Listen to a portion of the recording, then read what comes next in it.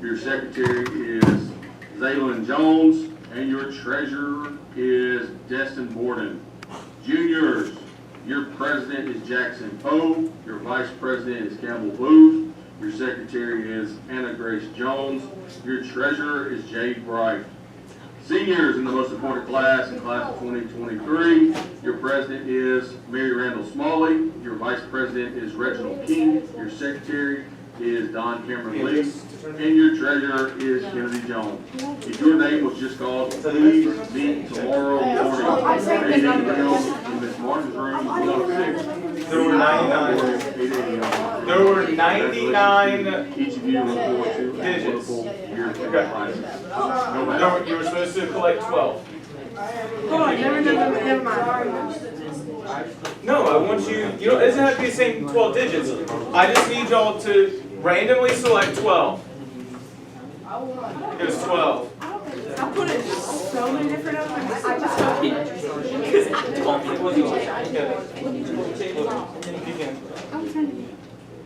He gonna look 80. I'm glad I finished right.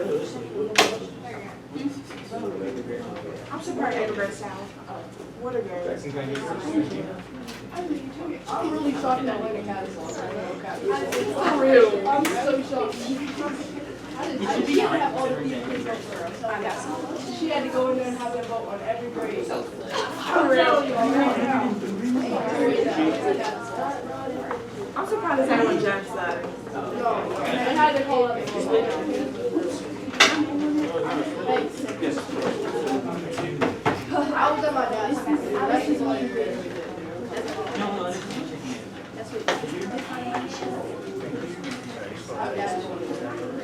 How many places?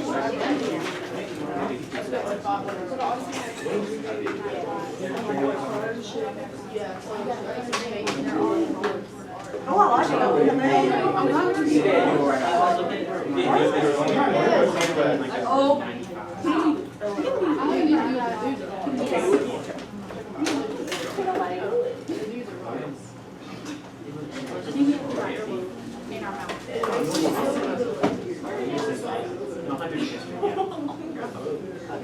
Thank you. Thank you. Thank you. All right, let's get started. Before I forget again, I'm going to collect that.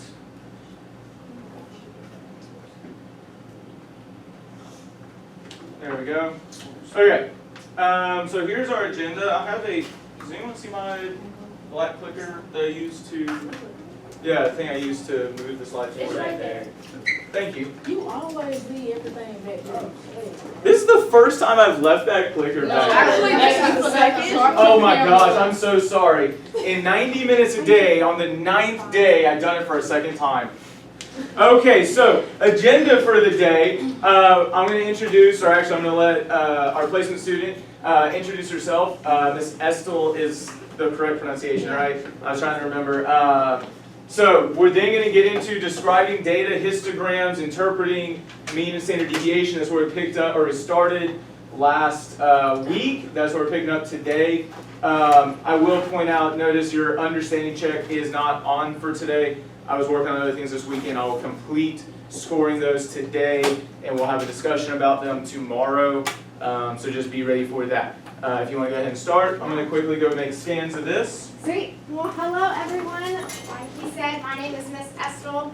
I'm currently a student at the University of Alabama, and I want to become a math teacher, so I'm going to be helping Miss McKinney out, helping you guys out. Please use me as needed. If you don't want to use me, totally fine, I get it. But if you do want some help, I'm more than welcome to come help you guys. I'll be walking around, and then I'll also be teaching a few lessons throughout this semester. Yes. I need help. Okay, so I'm going to, where do you put, oh, right here. Okay, I honestly have no idea how to use this, so we're going to perfect. Okay, so a little bit about me. I'm not sure how familiar you guys are with the area, but I grew up in Birmingham. I went to Spain Park High School. And then I came to the University of Alabama, where I just actually got my undergraduate degree in math, and then I'll be getting my master's in math education, so I know a thing or two about math. I actually grew up a dancer, and I do want to become a professional dancer for just a little bit out of college. I want to dance on a cruise ship for a little bit, so if I got any dancers on the room, let me know. What's your dance company? I went to the Point Dance Arts. Okay. Yeah. So like I just said, I graduated from Alabama and I'm getting my master's right now. This is me and my 2 puppies. Love dogs, so if you guys have any dogs at home, would love to chat about that. Their names are Izzy and Ozzy, so that's fun. And then this is me and my family over there in the corner. We actually took a trip out west, so if any of y'all have ever been out west, it was beautiful. Highly would recommend it. I'm pretty outdoorsy, so I love hiking and biking and all that stuff. And then I just recently got into weight training. I don't know if any of y'all do that, but I love lifting some weights. And then lastly, I'm a part of a Greek organization on campus. So yeah, do y'all have any questions for me? Do what? How did I do what? What kind of dog do you Oh, what kind of dog do I have? I said, I heard, how do you do math? And I was like, that's a great question. They're border collies. Oh, So they look like twins, but they're actually a year apart. No. Any other questions? No? And I'm going to be trying to get to know you guys because I'll be here for a full semester. So I'll be coming around and probably ask your name about 15 times. So just have some grace with me as I learn y'all's names, and I'm here for you guys. So yeah, that's about it. Okay, he's back. So I'm going to let him take it away from here. And I'll be seeing what you're learning. Because I have no idea what y'all are doing right now. All right, just finished. Perfect timing is all I hear. I'm going to pass your papers back. I'm going to go over this. So here are our objectives like normal. Obviously, I have not graded these yet. I just made quick scans. This is someone here. And I need to make take a picture of yours. Since nobody's here. Let's see, this is Tori's group. Is this somebody here? Tori, Jackson. Please remember to put your name on things, guys. It makes it way harder to return. Hey, I'm guessing that's yours. Did you give me yours? We're really sorry. Okay. Golly, y'all are killing me. All right, hold on. The no names, yeah. All right, so hold on. Who had no name up here? Peyton and Jason. Give me those real quick. Let me take pictures of these so that I have a record of them. Why would that mean? I don't know who this is. Can they write their name on it? Huh? No. I heard you scanned them. Is that yours? I don't know because you didn't give it to me. Did you turn yours in? Okay. There you go. I'm figuring it out by giving it back. Hudson, Kaya, Aurier, Gabby. Let's talk about it.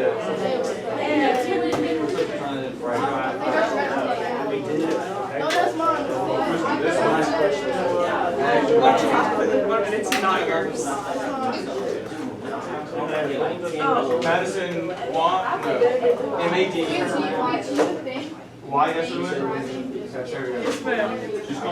Hey, quick question. Whose was this? With blue highlights? It's probably Leah's. Whose? Leah's? Okay. Alright. So one, guys, come on. We got to know to put our names on stuff.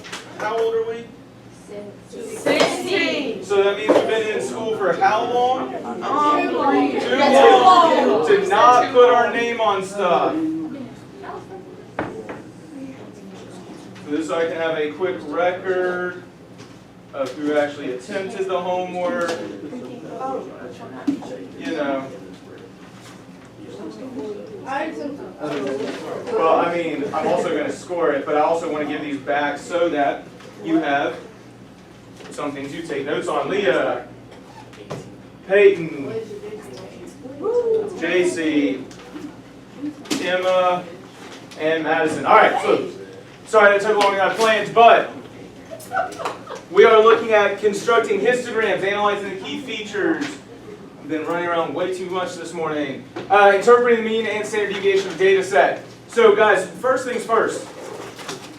did y'all see the email I sent out this weekend as a Yes, reminder? I did. My mama didn't say a thing. My mama Thank didn't. you. I sent you an email about your homework.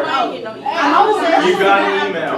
If you, no, not right now. Listen, hey, I'm not going to argue about it. If you don't think you got an email, you better write down your email and give me the best email for you to get information from me. Because I sent you a reminder to do this homework.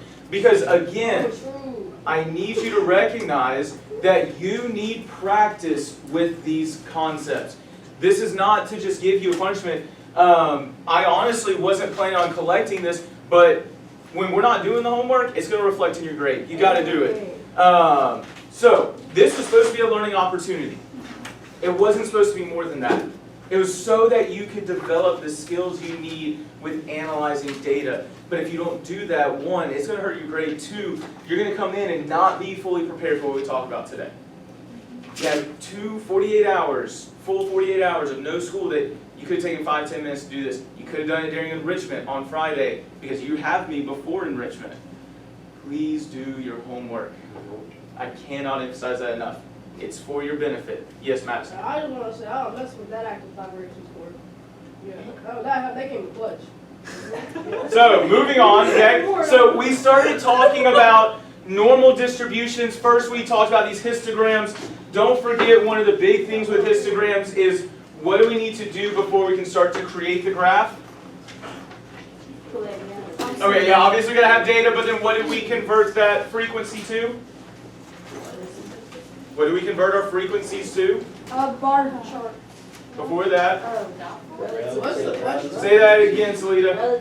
Oh yeah, we needed a relative frequency, so we knew how high those bars are supposed to go. Okay? You do need relative frequency because we're going to compare data. Well, if you have 1,000 of one data and only 500 of another, when you compare frequencies, it's going to be hard to accurately compare them. If you compare relative frequencies, it's going to be much, much easier to compare them. So this time they were the same amount of data, but it's not always going to be like that. Now, I do want to reemphasize, what's the difference between a histogram and a bar chart? They don't say Bar charts through. Bar graphs is Straight on. Okay, so one, we see it here. So I heard Tori say something. What did you say earlier? Histograms are numerical. Histograms deal with numerical data, whereas bar charts deal with categorical data. There we go. And then also on top of that, I heard someone over here saying that the bars touch, whereas with bar charts they don't. Because remember, if we're looking at histograms, it's going from 8 to 8.5 and 8.5 to 9. So literally, they share that 1 point. So those bars are going to touch. Whereas with categorical data, we're talking about completely different categories. And I will say there's sometimes when you have a group of categories that are together where the bars touch, but each individual grouping will be separated at some point. So those are our histograms. And so we started talking about different aspects of the data in graphs, and you were supposed to do this over the weekend, and I've already got a record of who did it and who didn't do it, so we're going to actually skip this today. You have one more chance to get it done, and it will impact your grade tomorrow if you already had it done today, but you're going to have one more chance to get this done tonight, the last question, okay? Now, I need y'all to remember, because I saw some students, and I heard some students just spouting off things and writing stuff down, and I do want you to write things in context, but what are the things that you're supposed to compare among the distributions? Somebody give me one of those things. Say it again, Destiny. Center. You need to compare the measures of center. We need to compare the shape of those graphs, Madison. You need to compare the spread, Salita. Say again. Unusual aspects. And when you put all those in the order that I gave y'all last week, we cuss our data, right? We look at the measure of center, we look at the unusual aspects, we look at the shape, and we look at that spread. And so when you do that here, we even talked about it for these two questions, right? When you compare those distributions, you need to compare all three measures of center explicitly. You need to compare if there appears to be any unusual aspects. What's the shape? What's the spread? And you don't have to be super accurate with your spread right now. You just need to tell me, hey, which one is more spread out than the other? That's it. Comments, questions, concerns about that? Okay. Yes, AJ. you get mine? Mine doesn't have land. I give it back to you? But I forgot to take a picture of it, didn't I? Okay, I'll come by and collect that later. Don't let me forget when I'm moving around small groups. Thank you for bringing that up. Okay, so one thing I do want to tell you is one measure of spread that we're going to focus on, especially with histograms, is something called standard deviation, okay? And so we're going to go ahead and do a simple case of this because I want you to see what standard deviation is and how we calculate it, but it's not going to be something that I test you on except for how to interpret it. But doing one round of calculations will help you understand how to interpret it. So I will point this out. Break down the name, get out a blank sheet of paper, write some notes. Actually, what might be a better... go ahead and turn in your book to this page. I believe it is... Where are my notes? There we go. Page M5-10. Okay? You should hopefully have space somewhere on here, M5-10, to... Okay, page M5-10, in order to take some notes about standard deviation. I'd probably do in that left blank space. There is space there, okay? So, I'm going to give you a simple data set. I'm just going to do 5 data points because otherwise it would get to be a lot. In fact, most of the time with standard deviation, even in AP Stats class, we're not going to calculate it by hand because there's this really cool thing called technology, and it just makes our life so much easier. But let's look at this data set. 3, 7, 10, let's make some unusual, let's make one small jump, 11, and then I'm going to jump up to 22, okay? So looking at that data set, I do want to point out, are there any points that, or data values that might be an outlier? 22. 22 seems pretty far outside of them, right? But I need to caution you. When you write about unusual aspects and you write about outliers, do not declare that any of your values are outliers, because I have not taught you, and the focus of this class will not go into how to properly define what an outlier is. Just say 22 appears to be an outlier, or 22 might be an outlier.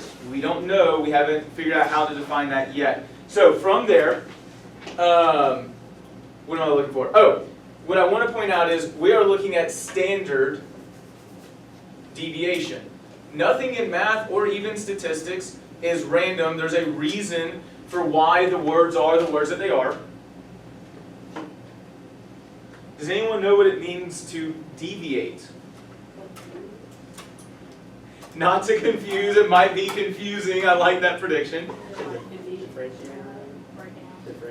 To differentiate can mean what deviate means.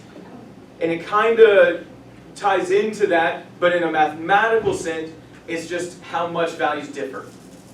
Okay? So differentiation tell a difference between, but in this case, how far are those data points away from each other?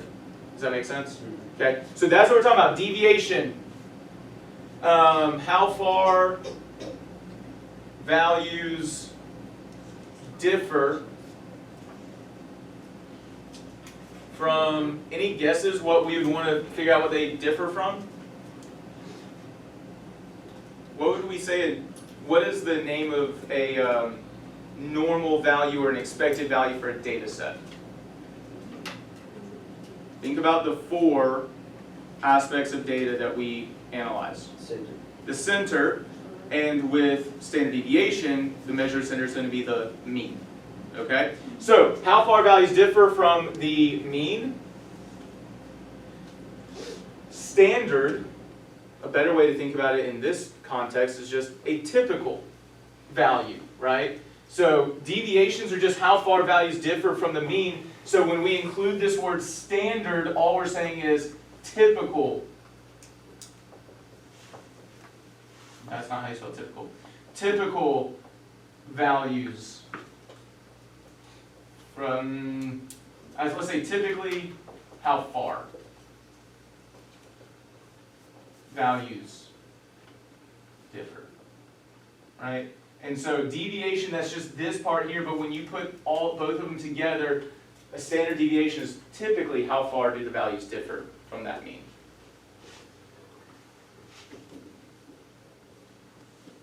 So if I want to know how far values differ from the mean, what's the first thing I need?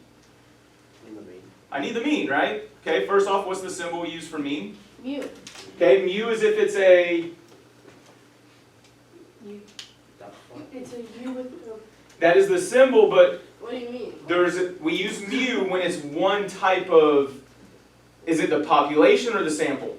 Population. We use mu when it's a population, but usually we don't have a population. What's the symbol when it's a sample? It's X with X with a bar above. Literally it's read X bar.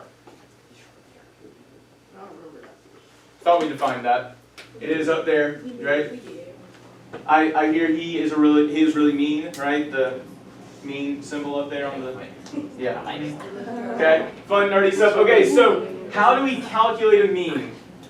I think I covered this heavily in geometry. I don't know if I've talked about it here, but I know y'all have done means in the past. You add them all up and divide by how many there are, right? So the symbols for that is this Greek letter sigma. Sigma is defined as the sum, because what did you just say that we need to do? We add them, which is a sum. So we're summing all of the x values, and use an I just to indicate that it's the first x value, second data value, third, so on and so forth, divided by the number that we have. Okay? Oh, whoo. Don't freak out for no reason. It is exactly what you just said, except in a symbolic form. It's the sum of all of our values, so you add them all up, divided by how many there are. That's it. It's the same thing you already did, it's just in a symbolic form. So, beautiful thing is, on our calculators, we can use parentheses to group. So go ahead and calculate those averages, that average. Well, I would set it up like this. You just set it equal to that. Type that into the calculator. Dang it. This is, oh. Is 35. You want us to convert to a decimal? Yes, one, I do want a decimal. Two, remember guys, you can just put this inside of parentheses and just divide by 5. That's it. 0.424. Wait, what? What you do? I got two different. Oh wait, my bad. If you got a fraction and you hit Control Enter, it might have divided again. Oh, we divided only by 22. It only divided 22 by 5. Remember, that's why I said you might need to put parentheses. And make sure that we don't accidentally divide by 5 twice or 3 times. Test it, see if that works. Hit Control Enter, and it'll give you a decimal. Hit Control Enter to get a decimal. Guys, remember, if you look above the enter symbol, what is there in gray? A little way. Practice this. A little wavy, right? The wavy equal sign. If you look at enter, above it in gray is a little wavy equal sign. What does that mean? Does anyone know what that means? It's approximately equal to, right? So if you get a fraction and you hit Control Enter, it'll convert it to a decimal. Don't forget, you can also put a decimal after any value when you type it in. So if you typed a decimal here, it would have automatically given you a decimal. Okay. Now from here, we need to find how far those values differ from the mean, right? So how far does 3 differ from that mean? How would I find that? You would subtract, right? And so what we'll do is I'm going to put x here. And so we got 3, 7, 10, 11, and 22. Is this like a function? No, good question. This is a table, but a table just helps us organize things, right? So we do use tables regularly with functions. This is just to help us organize. So what we're going to do is we're going to take the x value and subtract the mean from it. We always do it in that order, right? You always take the value and you subtract the mean. Why are you looking at me like that's crazy? Hold on. Because you just already fancy something. So what? I literally just told you. Yeah, I know. What is this x of I? That is just the value minus the mean. That's it. Oh, okay.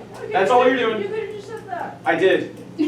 as I wrote those symbols, that's exactly what I said, and you got locked in on those symbols like, oh my gosh, that's crazy. That's black magic. No, it's not, okay? It's just the value minus the mean. You want us to draw that chart? I mean, would it help? You I were mean, guys- I don't know. Okay, if I'm drawing it up there, it's because it'll help. Okay? I have a question. Yes. Is that a semicolon beside It's a subscript I, because what we will do is we'll talk about the first data value is 3, the second data value is 7, so it's representing the index, right? So that's where that's coming from. That's a good question. Hello? No. What's up? You call yourself weak? Yes. Yes. Yeah. Okay. Sounds good. I'll send it. Bye. they offered you one? Brad needs to see you in office. Brad. Mr. Armstrong, sorry. Okay, so 3 minus 10.6 is negative 7.6. 7 minus 10.6 is negative 3.6. 10 minus 10.6 is minus 0.6. 11 minus 10.6 is 0.4. And 22 minus 10.6, I believe, is 11.4. Check me on that one though. Wait, you said, Wait, hold on. I just saw it in your head. You just. 11 minus 10.6, right? is 0.4. 22 minus 7.4. Sure. Yeah, I'm not lying to you. No, I just had to. Okay. So wrong. Yeah, 11.4. All right, or 11. Yeah. Is that 10? I meant to do minus 10.6. It's fine. Okay, so I do want to point this out. Any guesses without actually doing the calculations? What you would get if you sum all these numbers? Probably the Huh? same thing. No, not five. Notice there's quite a few negatives, a couple of positives. Go ahead and add those real quick. I need 0. Let's see if we get a 0. If it's 0, that means it's right. Numbers on the right. That's just minus. Or the negative is right next to the decimal. Right, decimal, negative. So that's your minus, that's your negative. 0. Is sum of 0? Go ahead and check it if you haven't quite gotten there yet. Okay? Or we could have just added the negatives. What? But you Yeah. It depends on how you set it up, but yeah. So add all those up, see if you get that 0. I didn't get that. Check your numbers. Okay. You did something wrong. So, really quickly, alright, so here's what I want to point out. If you sum all those and you get 0, you can't find a typical amount that they differ from each other.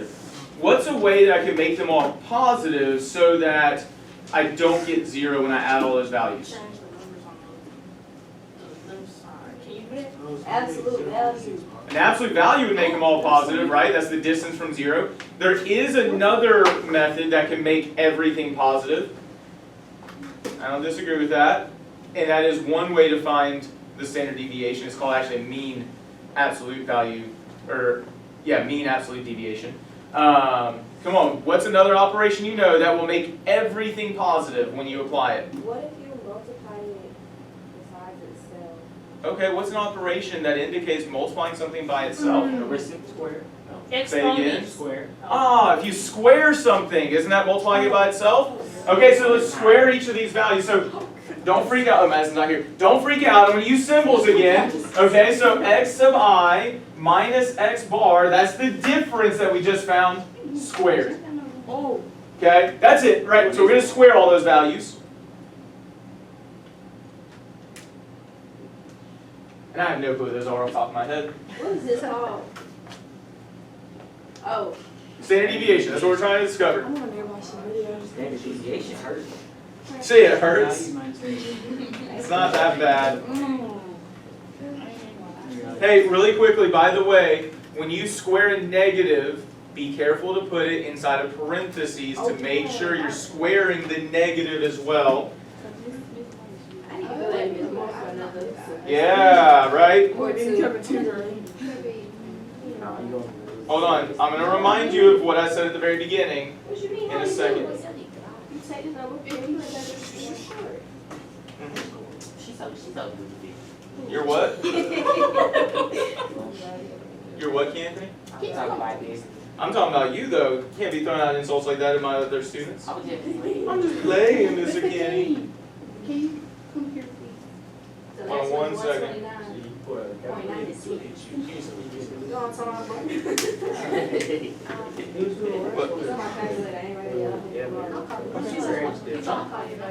Be nice. Oh, you called me. I'm supposed to type that in? No, so remember the second or the third column says that we're squaring each of those differences. So extend that table and you're going to square negative 7.6. So negative 7.6 squared. Right?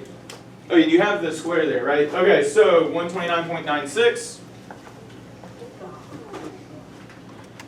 Okay. So I'm going to pause for a second. I need to emphasize something. Go back to how we defined standard deviation earlier. Actually, I'll wait for a second for you to copy that down.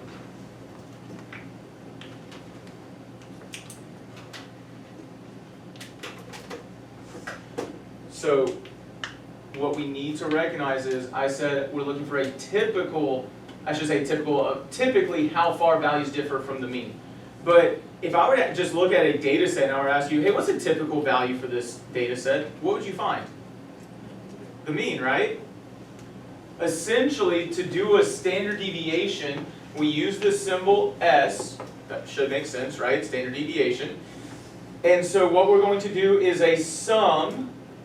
Don't freak out. Greek letter sigma just means add them all up. We're going to sum all of those values that we just calculated, the squares, because now they're all positive. So we're going to sum all those. But I will point out, right, we kind of need to make sure that we don't just have square the entire time. So what could undo a square? What's the inverse? Square root. So eventually we're going to do a square root, right? All right, so notice we're going to do a sum. We're going to divide it by, and this is a little goofy. Instead of n, we're going to use n minus 1. It's because statisticians did a lot of studies, and they found out that when you divide by n minus 1, it gives you a better approximation for the population value. And then again, what do we need to do to undo that square? Square root. Okay. So it looks crazy, that's why I didn't do it from the very beginning. But notice it's just the sum of all the differences squared. And we're dividing by the sample size minus 1, because again, we're trying to find an average amount of deviation, a typical amount of deviation, but I got to undo that square, so I take a square root. So sum all these values. What do you get? We should have went over the vocabulary. Wish what? We should have did vocabulary. What vocabulary did I not do? I don't know what else you said. What vocab did I not go over? The only new term I've used is standard deviation. You know what it means, and I defined that's a value, that's a mean. I assume you know what a square is, right? Yeah, I know that. What do you get? 201.2? I got 201.16. So if you round that 0.16 up, what do you get? 2, okay? So that's fine. Divided by, what would the sample size minus 1 be? Remember, we're taking the sample size and subtracting 1 though. 4. So it'd be 4. And then I need to take a square root. Hold on, what were we going for? What is n? What's the n? What number, would that be? It's how many 10.6? how many data values you have. What's the sample size? Minus 1. Guys, n is sample size. 50.29. Hold on. We have 5 data points, so n is 5. Okay?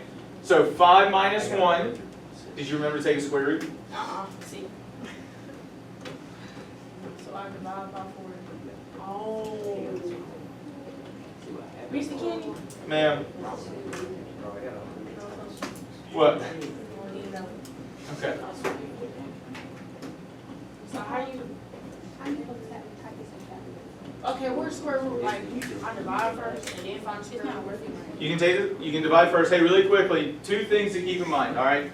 1, Alright, I'm going to show this. I'm going to add a calculator page. Look, I take 201.16 divided by 4, right? Okay.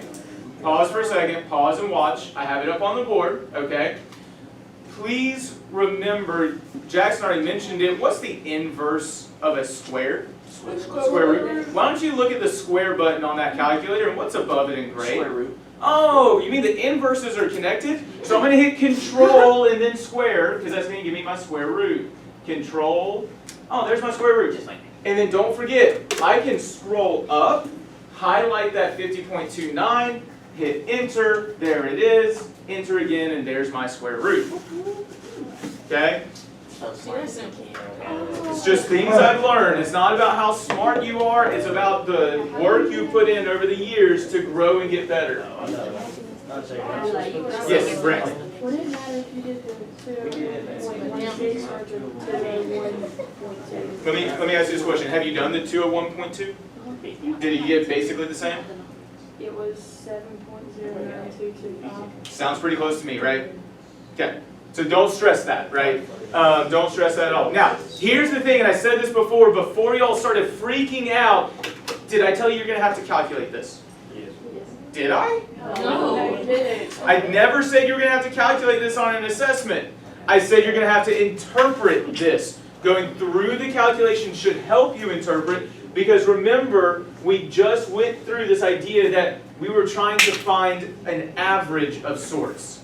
An average for the deviations.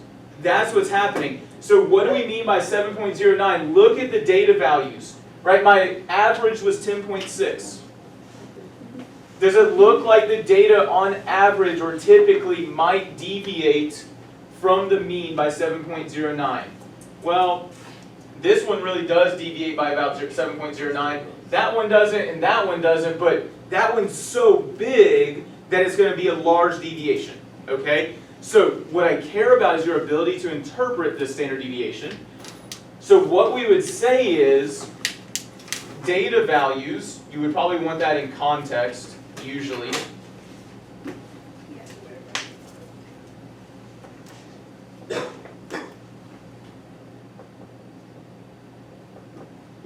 Typically,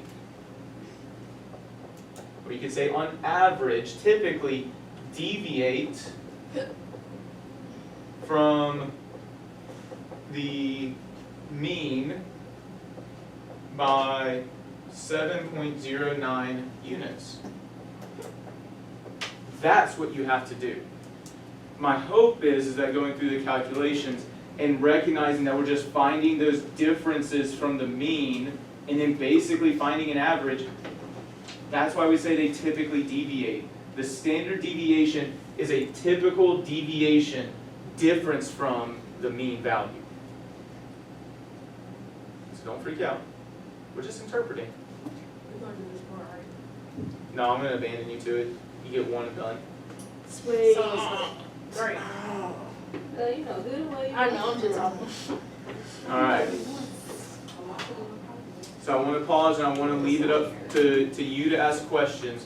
What are your questions at this point about standard deviation? Can you literally go over that all again? No. I'm not rewriting the whole thing, No. but remember, okay, we're trying to find standard deviation. A typical amount, the values differ from the mean. So we found our mean, and then we found the deviations. How much do those values deviate from the mean, meaning we find the difference, right? But we talked through the idea that if I sum all those, I get what value? 0. So I need to make those values positive so that when I add them all together, I don't get 0. So we square. Okay. Statisticians found that this process of squaring gives a better measure for a typical amount that the values deviate from the mean. So now we need to find that typical amount, that average deviation. So we sum all the squares, we divide by the sample size minus 1, because again, statisticians found that's better than just dividing by n. And then to cancel out the square, we take a square root. But that's not what you need to focus on. What you need to focus on is, what does that mean? Well, data values, I should have put an S here. Data values, right? Usually you would put the context with it. typically deviate from the mean by 7.09 units. Thank you. That's all that is. Okay? So if they don't add up to zero, they make this wrong, right? Yeah, if these don't add up to 0, you done messed up. Yes, Destiny. Never mind. You can. Okay, so good questions. All right, took more time than I planned to, so we got some other stuff to learn. Salita, Why do we use square instead of absolute? absolute value. So that's a fantastic question. The only answer I can honestly give you, because I think that this is the only answer that there is, legitimately statisticians over the years in playing around with doing the absolute value versus the idea of the square have found that squaring and then taking that square root gives a better approximation for a typical amount that the data values differ from the mean. And the reason for that is this 22, it differs from that 10.6 a whole lot, right?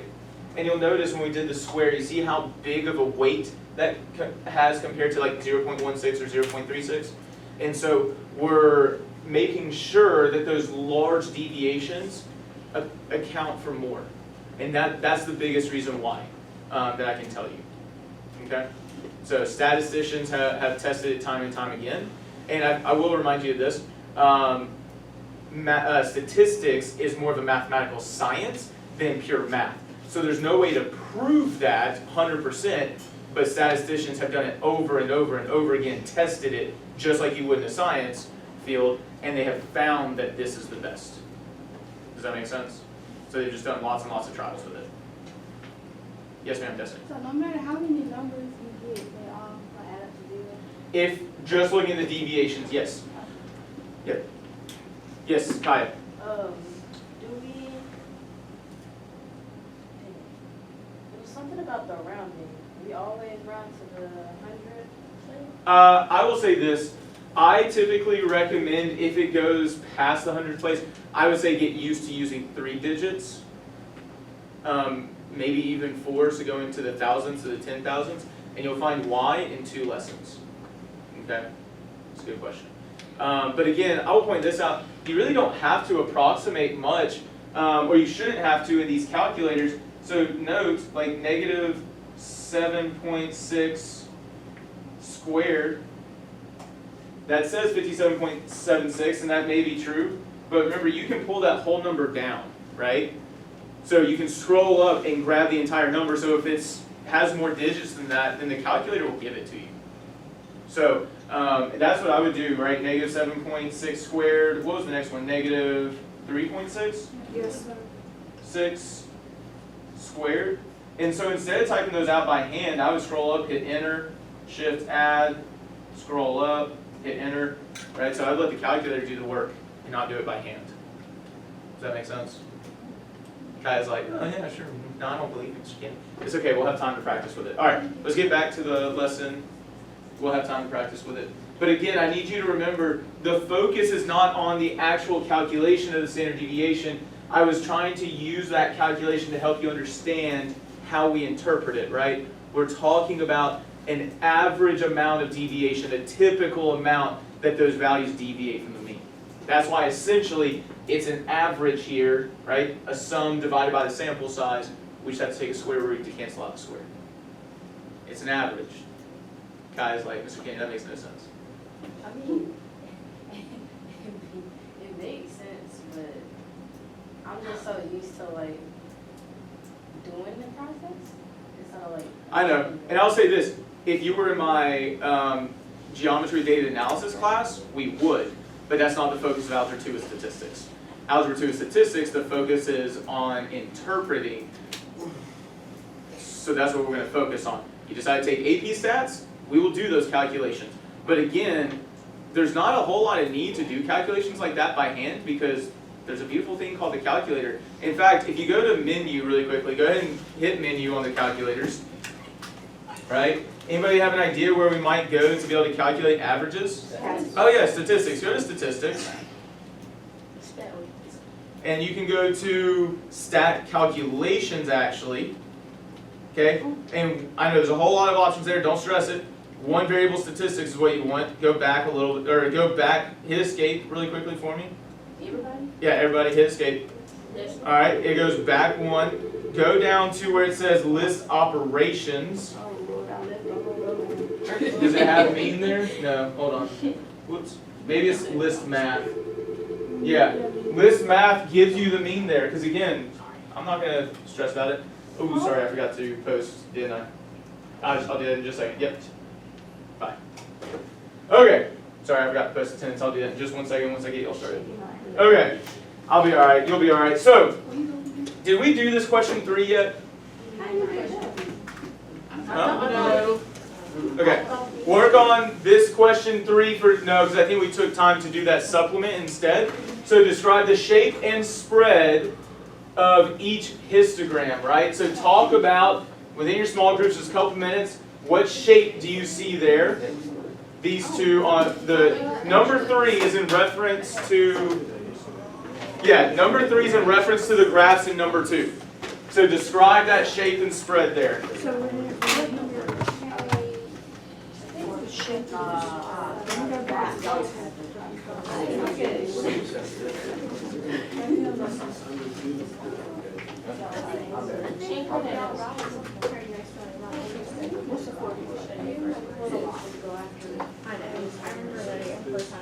the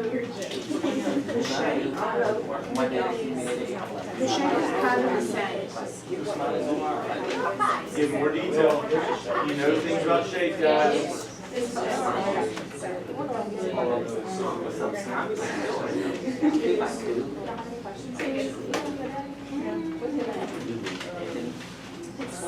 So he answered at the list of items. So we just added 3, 7, 11. Oh, and do you have your starting slip?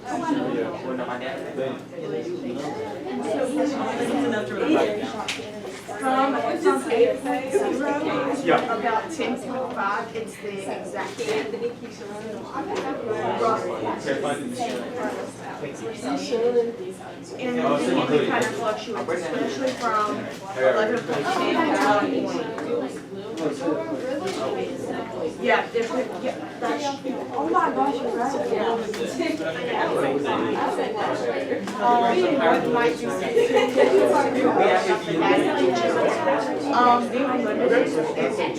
Have you talked about it with your group? Talked about it with your group. Guys, I'm not going to answer your questions until you've talked with your group.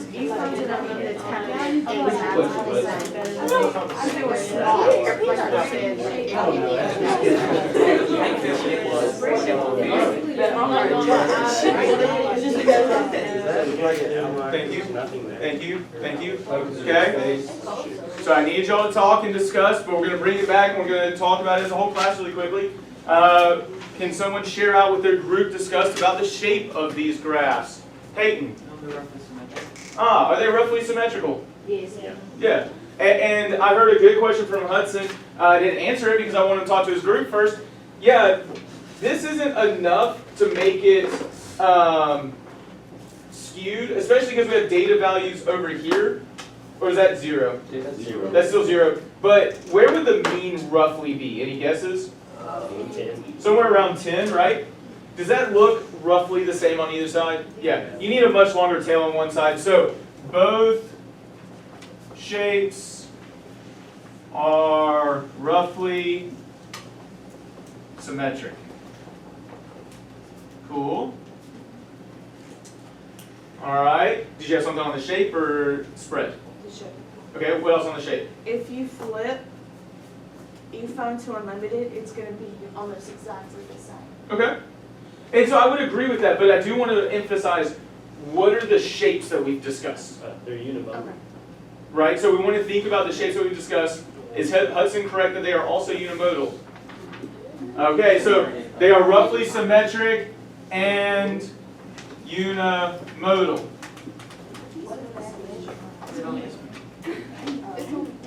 Yeah, it's on that supplement. What does it say for unimodal? Yep. Okay, so I want to pause though and I want to emphasize something. What does that actually mean? Is there any real world context that we maybe should have put with this?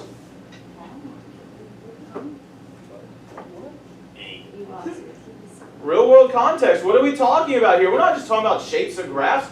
What are we talking about? E-phones and cell phones. Okay, what about, well, e-phones and And their battery. I mean, unlimited. unlimited, right? Remember, those were the two different brands, right? Okay. What about them, though? Their battery life. Better one. Battery life. Ah. Should we probably include that if we're actually talking about those things? Yeah, so a more accurate thing that we probably should have said here is the distributions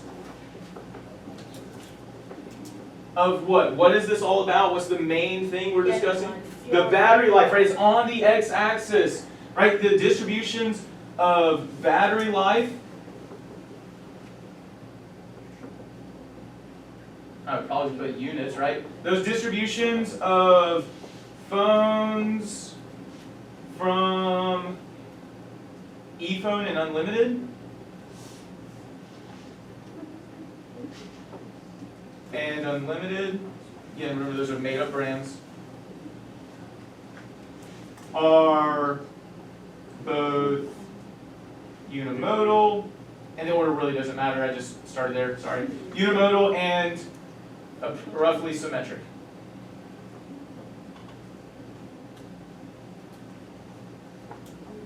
Always include context, ladies and gentlemen. Context matters. Units matter. Units matter. Yep, it all matters. If I'm teaching you about it, it's going to show up on what? What did we find out on Friday? Understanding. Understanding checks, yes sir. Okay.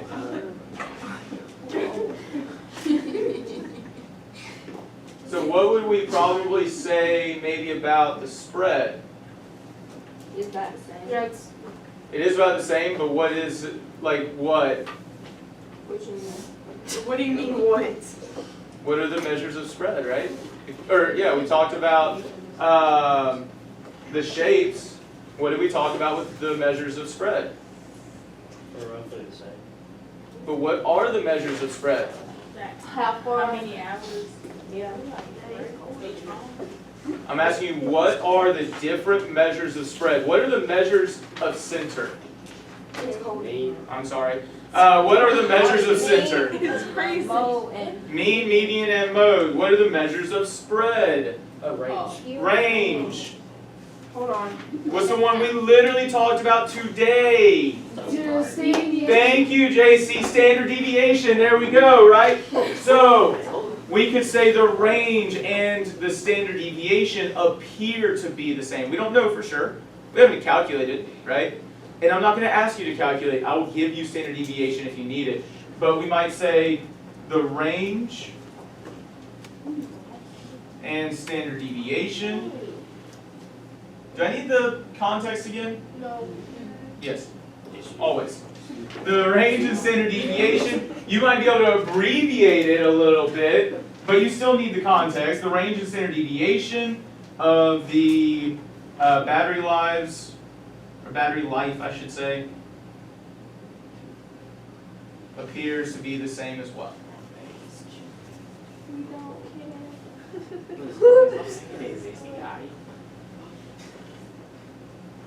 All right. If you write a sentence in a statistics course, you better include context. If you write a sentence about data in anything with stats, you better write it with context.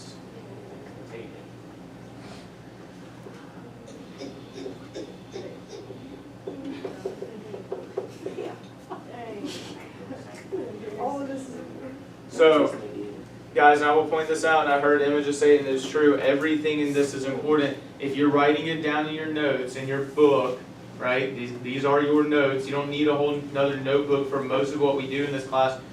You need to read through it. You need to understand why. And I need to emphasize this. On the understanding check, you've got to explain why. You should not just tell me that the standard deviation is 7.09. You need to tell me what that actually means, right? I saw some of us who developed questions for the very first question on the understanding check, but you didn't tell me why it was statistical or numerical data. You got to tell me why. Justify your answers for everything. I know that that's going to be the least fun part of my class, but I promise you it will be to your benefit. Okay? What are your questions before I continue? About shape and spread. I got a couple. Is that because you missed out earlier when we started going over this? Okay, so when we go back to the small groups, we'll talk about it, all right? But I will remind you, shape and spread, this is what the supplemental sheet that I gave you last Friday was all about. Okay? So number 4, we're looking at another set. Go ahead and read through the context, and I want y'all to tell me, I'll give you about 30 seconds, tell me what's different about this one than the last one. So look for what's different this time around than the last set we just looked at.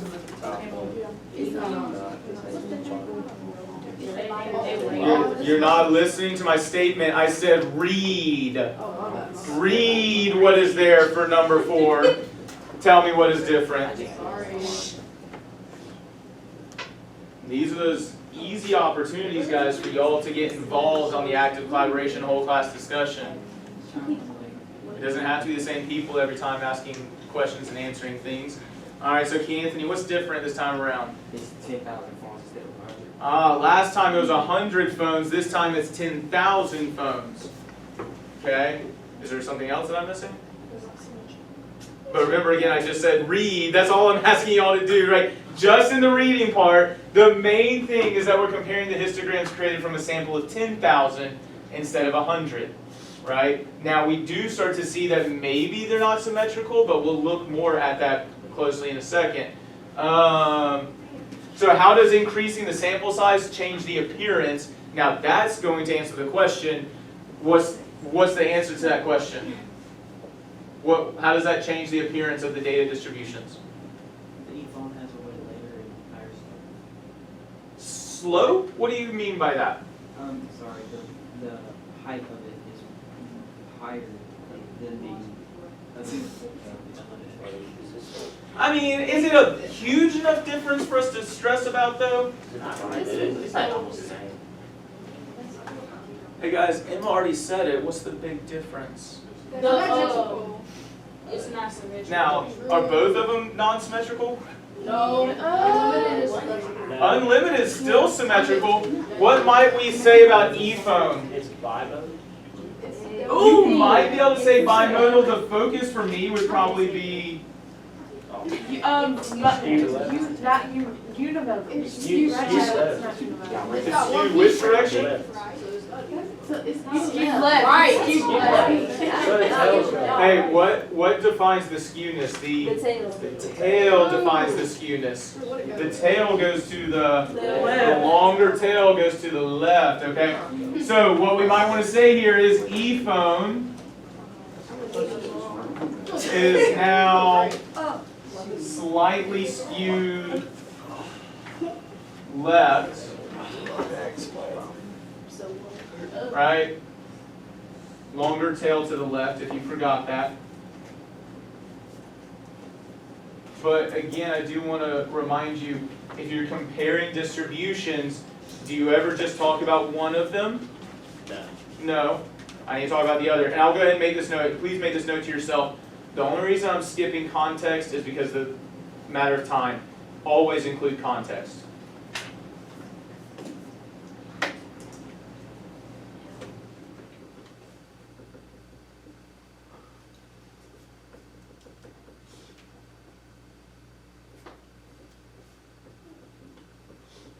And so I'm still including a little bit of context, just not as much as I would like.